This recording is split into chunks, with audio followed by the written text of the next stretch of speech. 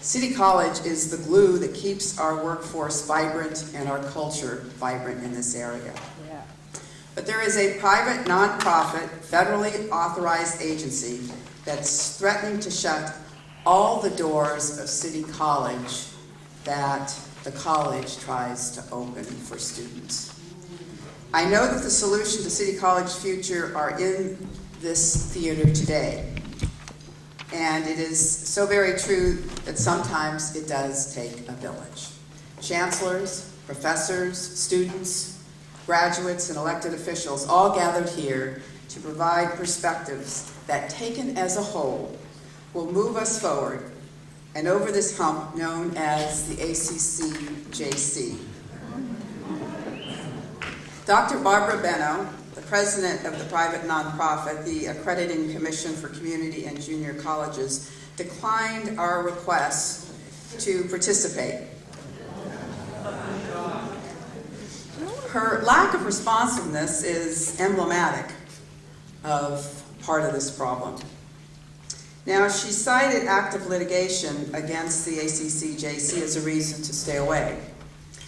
But all we have to do is look at the likes of Jamie Dimon at JP Morgan Chase, who, even though there's any number of lawsuits being filed against that institution, he does not shirk from coming before Congress and testifying as he should.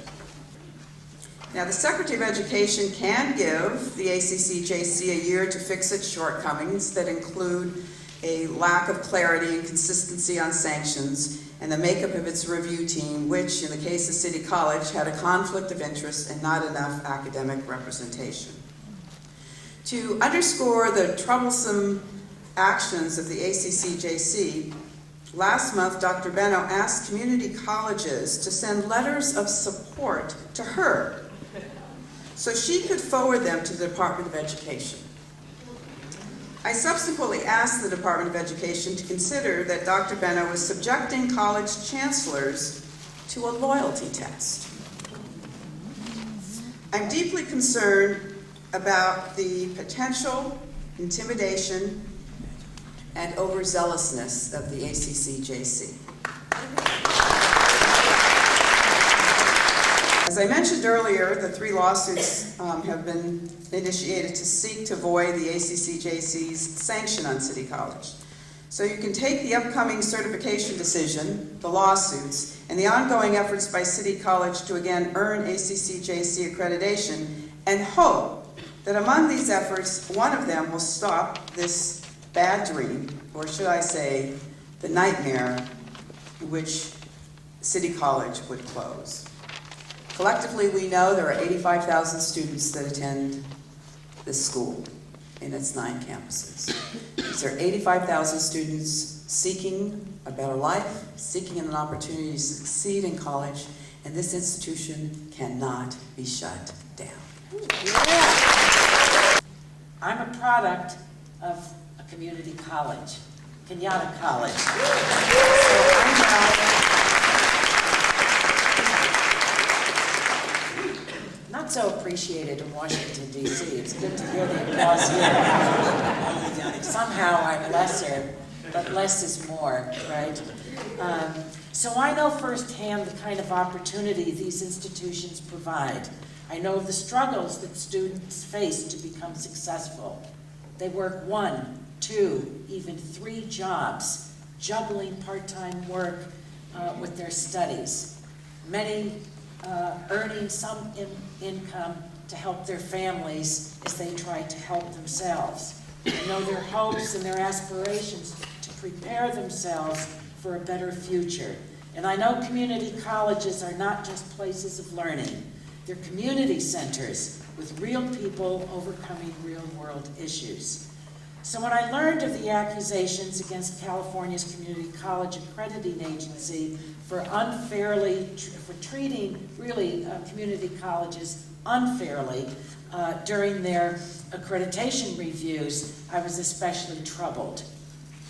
Learning that in the past 6 years, over 60% of California's community colleges have received a, quote, sanction, when the national average is no more than 6%, is a deep cause of concern to me, to all of us, and it raises a red flag. Reports of bad record keeping, conflicts of interest, and non-compliance with federal regulations has also fueled my concerns. I want to hear how the system can be made better. And most importantly, I want my constituents and all California students to always have the opportunity that I had.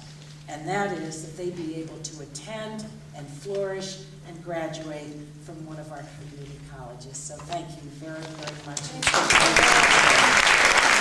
As most of you are aware, this past August, Senator Nielsen and I jointly submitted a request to audit in the state legislature the Accrediting Commission for Community and Junior Colleges. The audit request was approved and voted on by the Joint Legislative Audit Committee.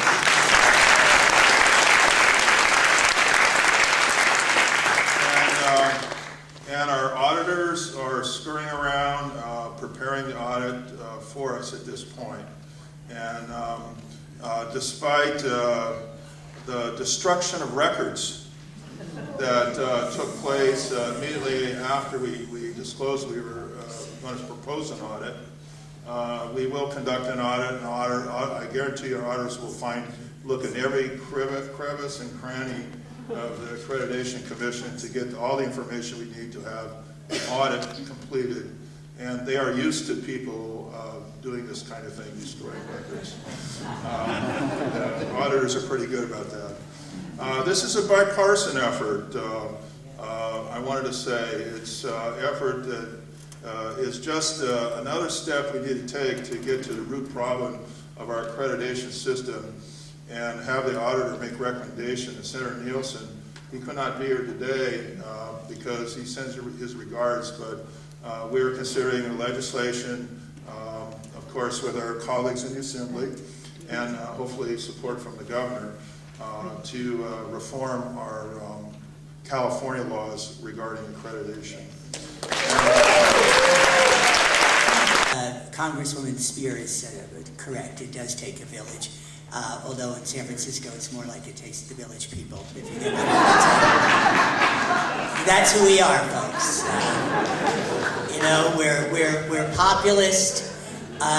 We reach out to each other. We sometimes are dysfunctional. Hey, you know. But it's been such a wonderful opportunity for people. You know, my daughter went here. My son-in-law went here. I taught here. I've seen City College through a variety of lenses, and the journey has been spectacular. And so, for someone to come in and be who is removed from all those processes and all those dynamics, living in a bubble, having a bunker mentality, and also having the privilege of not being scrutinized for years and years and years. So what happens? They get greedy.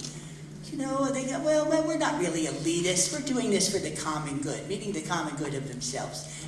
And there's, you know, there's a pseudo-morality that I've heard being expressed by the Accreditation Committee. Lots of duplicity, lots of double standards, lots of trivialization of your lives and what you put into it, lots of demonization of the teachers and the instructors, regardless of the surveys that show how effective our teachers are here at City College and what the students think of them as well.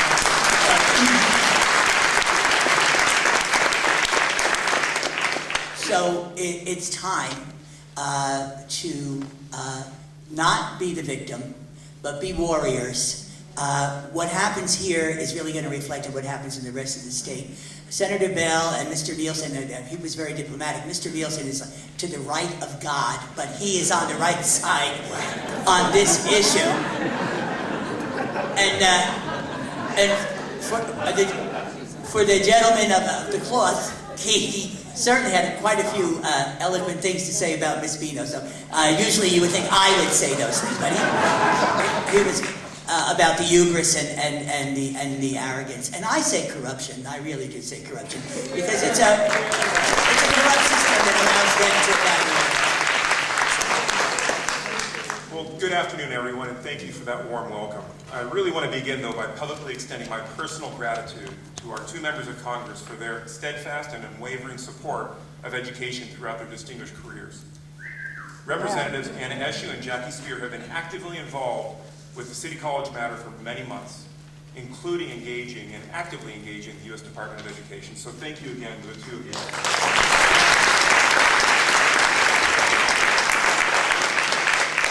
I also want to publicly thank Senator Jim Beall and his colleague, Senator Nielsen, for their active involvement in vigorously seeking a full audit of the ACCJC by the state of California.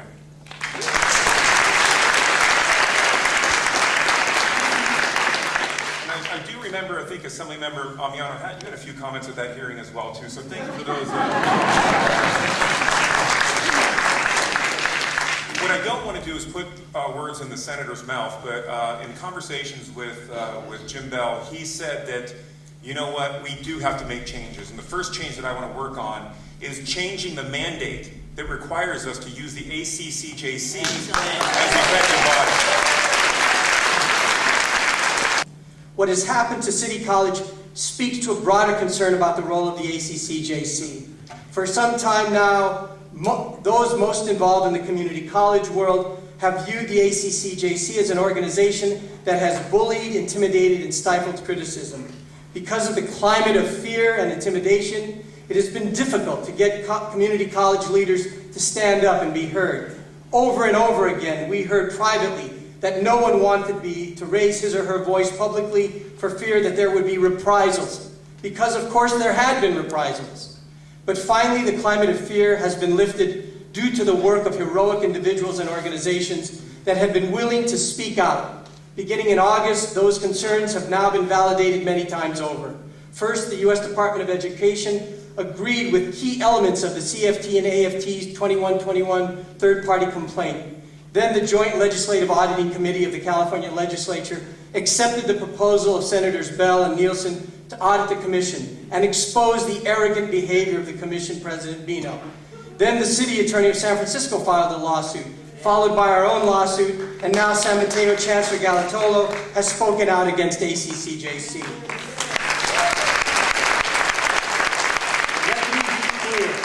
We welcome the need to review the academic program at higher education institutions. This is a vital part of both ensuring academic excellence and continually raising the bar at our schools. But we need a commitment to openness, transparency, and accountability that will lead to an inclusive and collaborative, not compliance-driven and punitive process. Further, we need real conflict of interest rules that avoid those cited in our third-party complaint and validated by the Department of Education. We need real due process for colleges and the public so that our schools can look at the evaluation from visiting teams and can either respond or appeal those assessments before a final decision is made. Faculty should comprise a majority of the membership on evaluation teams, and there should be a better selection process. The voice of faculty is essential, both as experts in the classroom, but also as members of school communities. We are not the enemy. We want our schools to be better, and we have ideas on how to make them better. We should give our community colleges the freedom to select a regional accreditor and eliminate the monopoly of ACCJC. So in July 2012, when we were given a show cause sanction, I want to highlight two things that faculty in particular worked to do.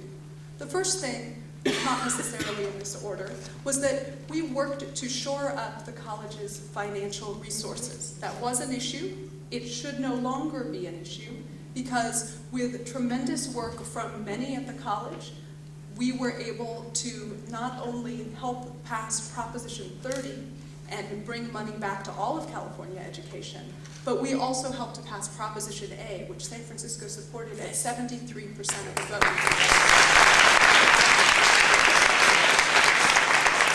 Should have filled the hole that was there in our financial resources. That doesn't mean that there weren't other financial issues around tracking and various other things that the college needed to improve on, but it should have filled the hole. That hole is now a gaping cavern caused by the enrollment loss that we are seeing, and a future next year that could be $25–26 million in the hole, and we've already lost many millions of dollars. So that hole, unfortunately, is a new hole that we were not able to have an impact on so far. Also, we spent a tremendous amount of time at the college, faculty, staff, administrators, students. Sometimes they weren't allowed, but we tried to work hard to ensure that students had a voice as well, to work on a significant number of work groups. Thousands of hours went into working to meet the ACCJC recommendations. So I just want to take a moment to say, if you are a faculty, staff, or student in the room and you participated in some way in helping the college meet its SLOs, sat on work groups, or in some other way have been working to help the college meet the recommendations, or rather the requirements of the ACCJC, could you please raise your hand?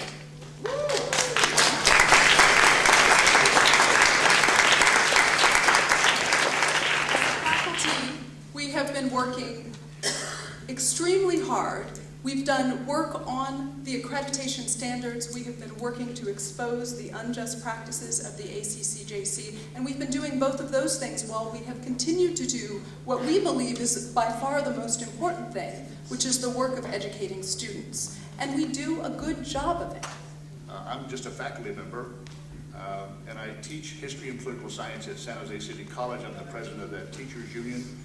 We got off sanction after 4 years this last February.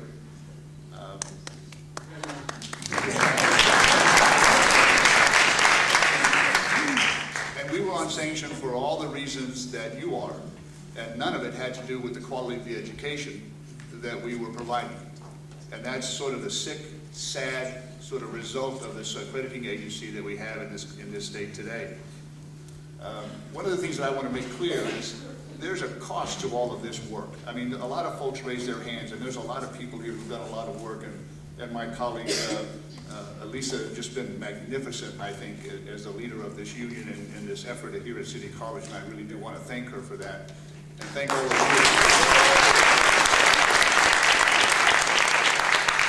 I've talked to the fiscal folks at our campus, because they're as frustrated as anybody else, and I said, how much is this costing us in our district? How much? And they said, well, we don't have a budget line to say exactly, but anecdotally I can tell you it's millions. We're spending millions of dollars over the last 4 years to meet these accreditation standards that had nothing to do with the quality of our educational offerings. I grew up here in San Francisco, and I was raised here in San Francisco and surrounded by violence and drugs. And after going through many high schools and not succeeding, I finally found a good continuation school where I graduated, and my next best step was to come to City College of San Francisco, which I know is true for a lot of folks in this community, whether it's immigrant folks, whether it's single mothers, people coming out of the jails, folks who want to retrain for a new career. This is our lifeline, and that's why I'm sitting up here and bringing that to you guys, because this is about the students. How many students are in the room today? Raise your hands. Yeah! Give it up for the students. Give it up for the students. What have we seen over the past year? We have seen a dismantling of our school. We've seen a downsizing of our mission. We've seen lifelong learning, cultural enrichment, civic engagement removed from our mission statement. Boo, right? It's not right. We've seen 17% of ESL cut. That's English as a Second Language Studies cut. Our diversity departments consolidated. All of our part-time counselors cut. We've seen that business model structure that they are so hell-bent on implementing across the state. Are trying to do it here at City College of San Francisco. And you know what? We're not going to let them do it, right? We're not going to let it happen. So is ACCJC accountable? I think not. What happened when we went to Burlingame, California to go and testify in front of their body to say, how much we want to see our college stay open? What do? They shut the door. They shut the door to 200 folks. It was a 200-person seating room, and they only let 20 people in. Is that accountability? No. They wouldn't even listen to our voices. We are being told, this entire campus community, to live in silence and live in fear, and that if we speak any negativity about the ACCJC, it's going to be big trouble and our school's going to be shut down. Is that accountability? No. We're seeing that Prop A and Prop 30 are being tucked into a reserve instead of being used for education, what the voters intended that money to be used for. Is that accountability? No. So I encourage all of our campus community to get up and to speak out to our elected representatives here to let them know exactly what we've been experiencing. It has been a year of terror for all of us. And I mean, to have the burden of wanting to save this school on your shoulders, it's a horrible thought that 85,000 students would not be allowed to have this pathway to higher education. This is so critical for all of us, also for our veterans. We have the largest veterans center in the country. What about our armed forces that have served our country? We're going to do that to them? No. And we won't let it happen, and it's so beautiful to see this happening. Thank you, guys.